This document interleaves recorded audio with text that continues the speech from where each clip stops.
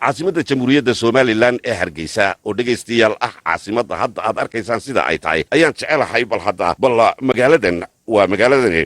bal magaaladan oo madfac lala dhacay ma naxaan riday midab guurto madoobaato mina lagu xidhay markaad eegtaba mogga laga naxo iyo muuq xasuuslan markaan jecelahay kaalay milicsada waxaan leeyahay idinka riyaydin la tay anigu markaa allaaliyo markaan maqlay baan weeyaa waa runta taas waa tiisaa maskaxdaysa isugu soo laba rogi jirtay kelmaddaas qarna lama ilaawiyo ciidayda idile